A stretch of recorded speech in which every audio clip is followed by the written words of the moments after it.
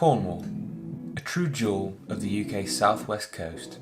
Known for its breathtaking coastlines, Cornwall offers dramatic cliffs, golden beaches and crystal clear waters perfect for adventurers and beach lovers alike. This is my first time here, so I'm taking you on a proper touristy adventure, exploring top attractions like the Eden Project, St Michael's Mount, Land's End and way more. Cornwall is a place I've wanted to visit for many years, and it's famous for its beautiful beaches, blue waters and Cornish pasties, all of which I'll be seeing on my very first time in the county. Cornwall is located in the southwest of England, around a 4 to 5 hour drive from London and around a 5 to 6 hour drive from where we live in the West Midlands. I'll be joined by my partner Sophie for this 5-day long overdue trip we had originally booked for last September, but Sophie decided to get a new job instead. We travelled down on the Wednesday to make a not so small detour at one of the most famous landmarks in all of Britain. We're just about to set off to go to Cornwall for 5 days, and I've had a little surprise in store for Soph. We're going to go to Stonehenge today, but she doesn't know. So I'm excited to see her reactions to that. At Stonehenge, ancient astronomy meets monumental architecture. Imagine transporting massive stones over 150 miles without modern machinery. The monument aligns with the summer solstice, i.e. the longest day of the year, allowing the sun to rise in perfect alignment with the heel stone at the entrance of the ancient site. The Saracens are sourced at the Marlborough Downs, located about 20 miles north, and the blue stones transported from Wales's Preseli Hills, over 150 miles away, were both used to create this precise celestial observatory, showing off astronomical sophistication over 2,000 years ago. We've wanted to come to Stonehenge for years, and I suppose it's nice to actually be here, see them in person, because we see it all the time on social media and all that kind of stuff. So yeah, it's nice to finally be here. I suppose it's worth mentioning at this point about the visitor centre and the frequent shuttle buses that go from the visitor centre to Stonehenge itself around every 30 minutes or so, which make it super easy to get to from the car park. But you can also walk it as well. And there's also a small museum at the visitor centre by the drop-off location, which is definitely worth a small stroll around for any extra info that you want to get on Stonehenge.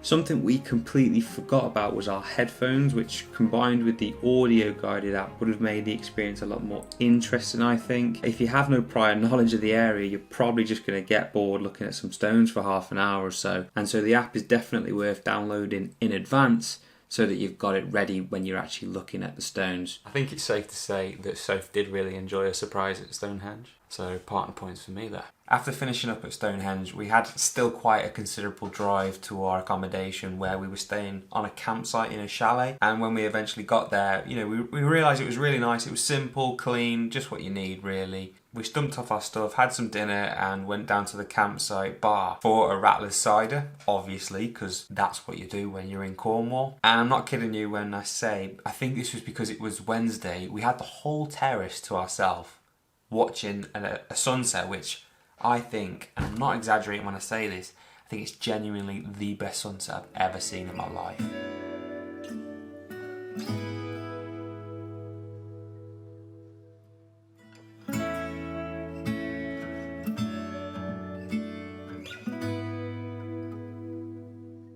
Thursday morning arrived with the promise of new adventures, and what a better way to kickstart the day in Cornwall than with a stroll through the charming streets of St Ives. This town isn't just pretty on the eye, it's a haven for art lovers, beachgoers, and as I was about to find out, pasties.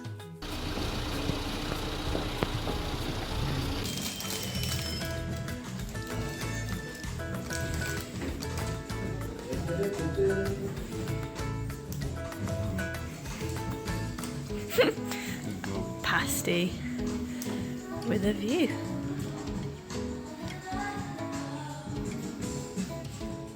Now, for those of you that aren't familiar with a Cornish pasty, it's a traditional treat filled with beef, veg, seasoning, and it's all wrapped in a flaky pastry. I went for the classic steak, and let me tell you, it did not disappoint. It was love at first bite. No seaside trip would be complete without a stop at an arcade, certainly in Britain anyway. And so we went in there, had a bit of a shoot off and a couple of other games as well.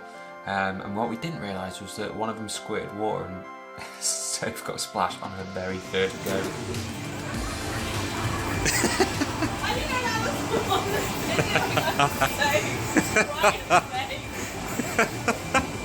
You wearing makeup as well?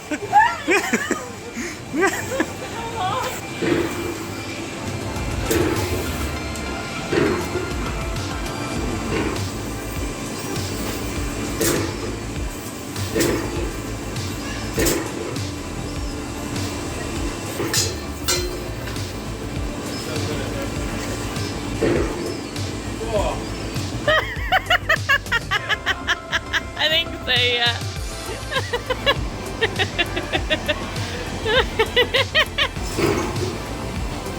Ooh!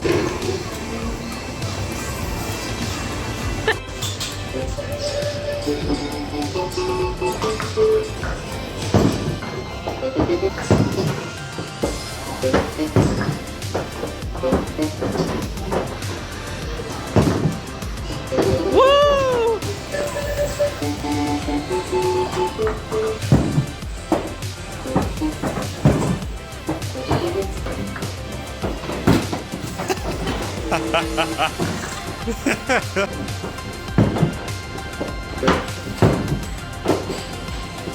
Desperate to get that 5k, weren't you?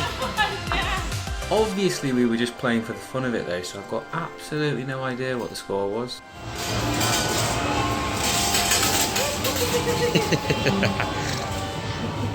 After leaving the arcade we were feeling a little bit adventurous, and so we booked on a tour to go and see some seals. So Ryan, where are we off to? We're off to an island to see some seals. Apparently. Just hope it doesn't piss down. Not sure, I'll edit that out, I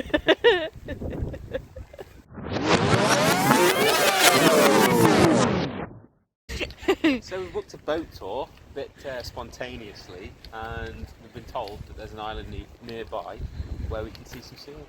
Maybe some dolphins as well. So we'll see if it's any good. And just as we were waiting for the boat to come, we saw some nets, and Soph comes out with one of these random little facts that she knows. Lobster nets. Basically, the hole to go in is really big, but it goes narrower, so it goes smaller, and that's because they've big claws. So as they go down, it starts big, and then it slowly goes smaller along with their arms. And then once they're through the little hole, their arms go big, and they can't get out of the small hole again. England's very own Steve Irwin. Can I say? After Soph's brief little lesson about the lobster nets, it was time to board the boat.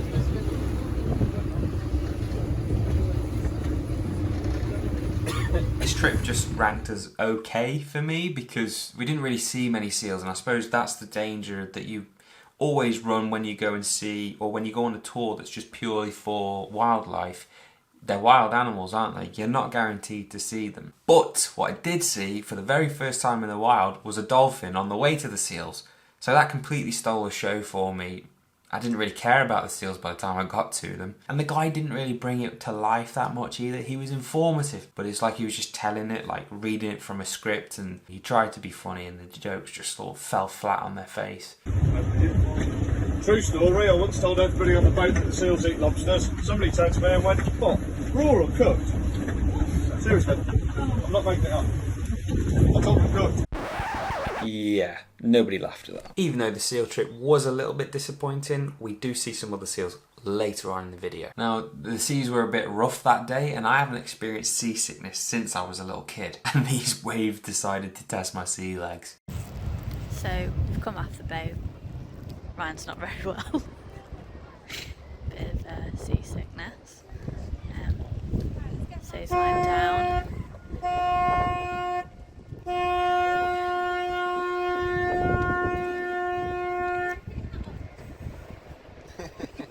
In the end, I couldn't wait to get off the boat, and I must have spent a good half an hour just lying down on some concrete by the harbour, just trying to convince myself that the world wasn't spinning.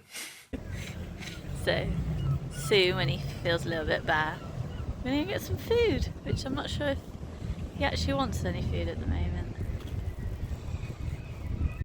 Oh, I definitely wanted some food after that. I was hungry and ready to tuck into some delicious Thai cuisine that we had. Nothing like a good meal to settle the stomach after a bout of seasickness, is there? With lunch wrapped up, we made our way back to the campsite to reflect on the day's escapades. And as luck would have it, the evening was another stunner. We obviously tried to recapture what we saw last night. Now the sunset wasn't quite as good, but by most standards it was still incredible. And as the last light faded, we headed back ready to rest up tomorrow, which would turn out to be my favourite day of the whole trip.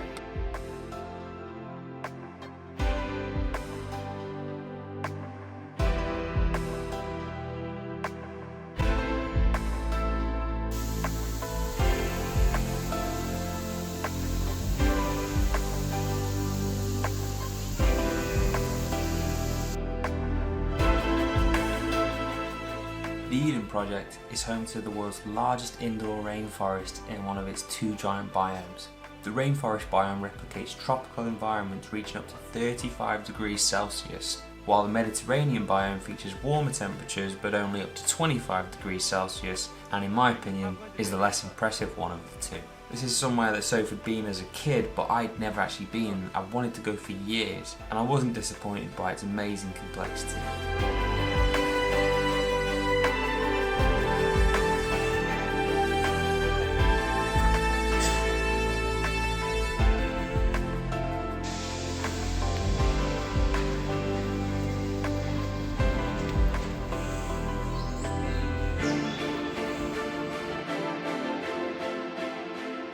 As you enter the rainforest biome, you can actually see the tour timetables, which show you what demonstrations are going to be where and at what time. And just as we walked in through the entrance, there was literally a tour just started, and so we just tagged on the end of that. We didn't know what it was, but just thought, yeah, this guy seems to know what he's doing, let's just go for it.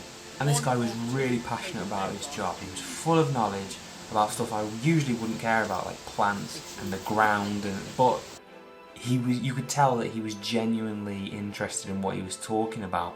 So it's a little bit captivating and just keeps you engaged the whole time. Balls of cockroaches. Cockroaches are great because they repurpose all the plant debris into the soil. But too many cockroaches, as I can tell from single faces. But on one of the spots that he was talking about, he was trying to demonstrate how leaves are hydrophobic, i.e. they just allow water to just run off the back. And I had a proper schoolboy moment because I was so engrossed in what he was saying. As he was giving the explanation, I just forgot to follow the actual demonstration because I was just so engrossed in what he was talking about. So I actually missed it, and you're just going to have to take my word for it that the leaf was genuinely hydrophobic. Last one I'll tell you about is taro here. Really good for growing in the monsoon season. Loves waterlogged soil. It's so good at thriving in waterlogged conditions that its leaves are completely hydrophobic. You see, it doesn't get wet. Always a good one. That vegan leather is used as well. And it should have looked something like this. So we're about to go up on that. What's it called? So I don't know, the bridge. The bridge. We'll call it the bridge, which is, we're guessing, is going to have the best view of the whole of this. So Why it's going to be hot. it is, and we've got lots of steps to go up when we're already sweating. Yeah, brilliant. Yeah, and it's only going to be hotter because the sun's out. At least down here we can hide in the shade from the sun, so it's a bit cooler, where there's nowhere to hide when we're up there. It's worth mentioning that the Treetop Walkway is only open at certain times of the day due to weather conditions and crowd management, amongst other things. So check it in advance if it's something you really want to do so that you're not left disappointed. So it's called the Treetop Lookout, and we've made it through all the steps. Sweating our off, but we've made it. And it's beautiful because you just get a nice 360 view of everything. It's just brilliant. Just a proper bird's eye view of everything.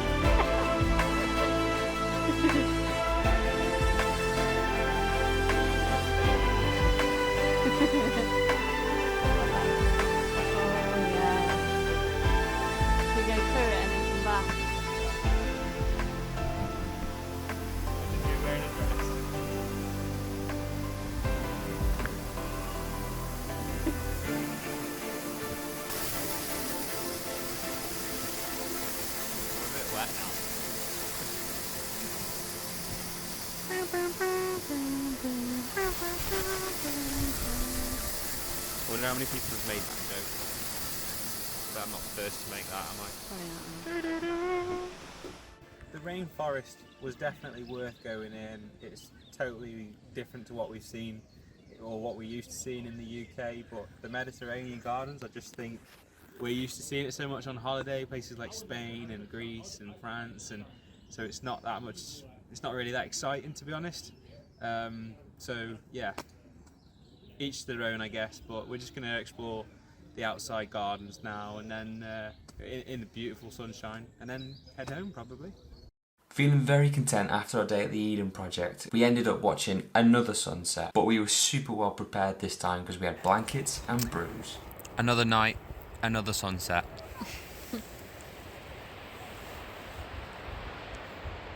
But this time We got some brews. Yeah. Did we spill some?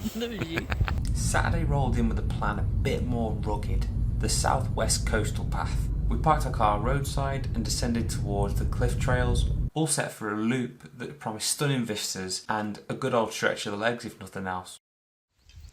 So today there's not really much of a plan. I'm going to call it Land's End Day because that's the only thing that we're going to definitely do today.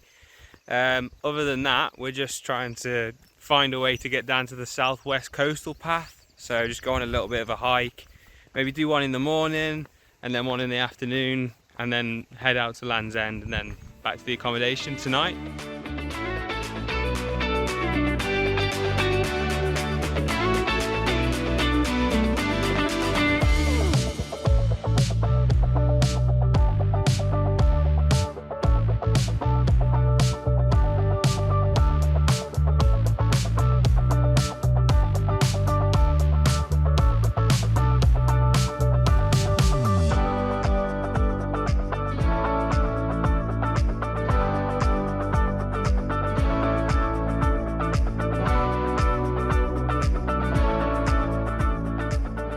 Led us to a cliff-top lunch spot, and guess what? Seal Island was right in front of us, and we spotted more seals here from the land than we did on our entire seal watching trip a couple of days ago, which goes to show sometimes you don't need to shell out cash to seal the deal. I definitely shouldn't have kept that in. Don't need to shell out cash. I'm not sure I even get that. What does it even mean? We learned on our tour a couple of days ago that they like feeding in the mornings and early afternoons. In the late afternoons, they just nap. So when you go on these tours, you've got more chance of seeing them in the water in the mornings, early afternoon. And obviously we were there at lunchtime, so we could see them bottling in the water. And for those of you who don't know what bottling is, it's just when the seal is in between dives, in between feeding, and is just trying to catch his breath at the top of the water. Post-lunch, the trail seemed to just go on forever and ever and ever without a clear end point. And our concerns were starting to grow, but eventually we just decided to take our chances and cut through some farmlands. And literally as soon as we got onto the farm, there was a farmer walking down, and we were a bit like, oh no, are we going to get in trouble here, or what's the deal? But thankfully he wasn't the pitchfork wielding type, so he just walked us in the direction of where we needed to get back to the car. So yeah, grateful that we actually ran into him because he was quite helpful in getting us back to the road. And by the time we did get back to the car, it was about 1 o'clock, 2 o'clock, and we were tired because we didn't expect to walk that much, but the day wasn't over. The next stop, Land's End. Land's End is a popular tourist destination, offering various attractions such as cliff-top trails, family-friendly activities, and one of the most famous signposts in all of England. Soph actually visited this back in 2003 as a 7-year-old on a family holiday. Even though the surrounding area is a bit over-commercialised, the Land's End to John O'Groats trailhead is quite an achievement for those that can complete it. Stretching 847 miles from the southwesternmost point of Great Britain at Land's End to the northeasternmost point at John O'Groats, people take part in this challenge on skateboards and in wheelchairs amongst other methods of transport, all for charity. And that's the really impressive part. So we've probably just come out of the biggest tourist trap I've seen on this entire holiday so far, but if you come to Cornwall you have to go to see Land's End, don't you? So that's what we've done. So needless to say, we didn't really stay that long there. We just snapped our obligatory photos and then we just went back to the campsite for, yes, another sunset. By this point they were actually getting progressively worse, but we'd been spoiled up to that point, so we couldn't really complain. Tomorrow we're off to Penzance and St Michael's Mount, and I've got no idea what they're actually going to be like. Sunday started with hopes quite high after yesterday's average sunset, but Penzance didn't quite spark the excitement that we were looking for. The town was just really quiet and just lacked that lively buzz that we enjoy when we go to certain towns. But thankfully not all was lost, because when you buy the British seaside, you have to have fish and chips. And yes, this tasted just as good as it looked. Honestly, it was the highlight of Penzance for me. With our bellies full and satisfied, we made the short drive to St Michael's Mount. And by the time we arrived at the mount, the tide was in, so no causeway for us today, unfortunately. But instead we caught a boat over to the island, which turned into a bit of a blessing in disguise really, because of the unexpected views, and being on a boat just adds a bit more to that adventure.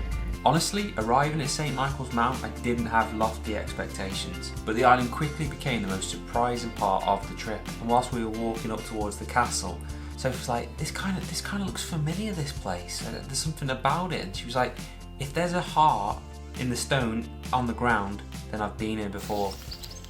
So yet another place where me and Sophie have been together, and she's like, oh yeah, been here. And she just giggles about it. She just giggles. I was so young when I last came. I can't remember. We actually got to the place and it's called the Giant's Heart. And yeah, so we realised Sophie had actually been there before. Honestly, it's not the first time this has happened to us.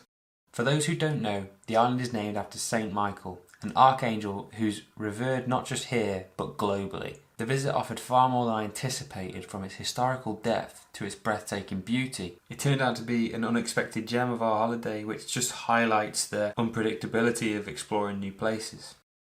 The gardens and the views were just breathtaking when you were actually on the mount, and yes, people actually do live here. Even the castle itself isn't just for show. It's home to a real family, the St Albans, who acquired the mount in 1659, and family members still actually live there, and they play a key role in the preservation of the mount.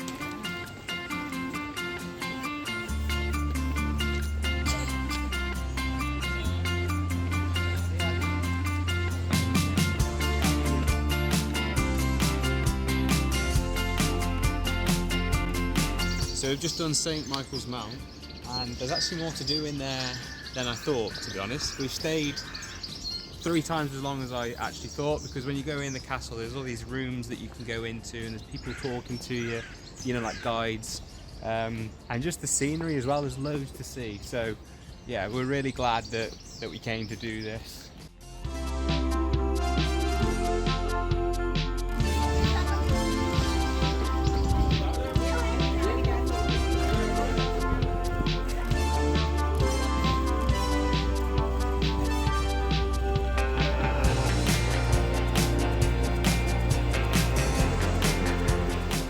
St Michael's Mount was a standout moment of our trip. As we sailed back to the mainland, it was clear that today had added something a bit extra, a bit unexpected to our holiday. As our day wrapped up, we ended up going back to the chalet and just relaxing today, and we ended up captivated in the World Snooker Final. And for anyone who knows Soph, they know that this would have been highly improbable just 2 weeks ago, but somehow I've managed to pique her interest in it. Tomorrow we wrap up our Cornwall adventure with a visit to Newquay, so it's our last chance to soak up any magic, and we're determined to make the most of it.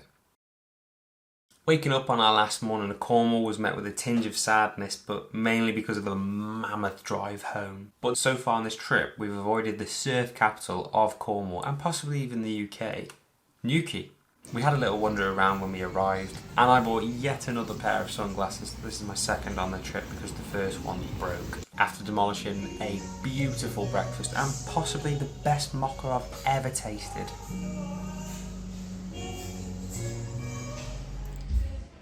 Although we didn't spend too much time here, we both agreed that the next time we go to Cornwall we'll stay in Newquay and we'll explore it a little bit more, because it was just to our taste. It was a really nice vibe. And ideally next time we go we'll both be fit enough to surf as well. Soph dislocated both of her kneecaps in January, February time, literally 3 days after we booked surfing lessons, so we'll have to save it for next time. My first time in Cornwall was absolutely delightful. I loved the place. It's a shame that it's a massive 5 to 7 hour drive, but it really is a nice place, especially for the coastlines and the Eden project, which was my favourite part of the trip. Luckily for us, our next adventure is only a month away, and it's a destination we've been talking about since 2019, so a long time. And let me tell you now, it's up there with one of my favourite holidays. We'll be exploring the land of ice and fire.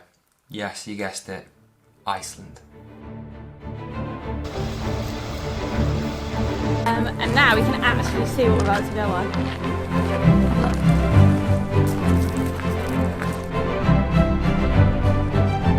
So you need to imagine them down. Just astounded by what I've just seen. You just can't get that anywhere else.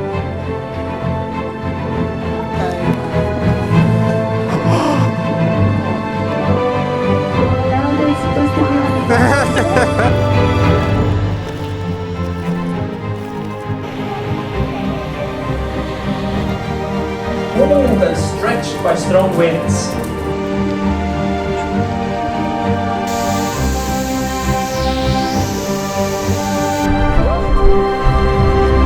If you come to Iceland, you have to do that.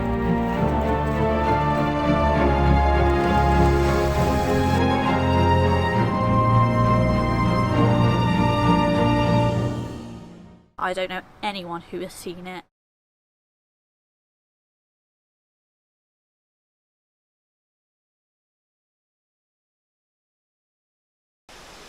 Mate, look how good the video looks.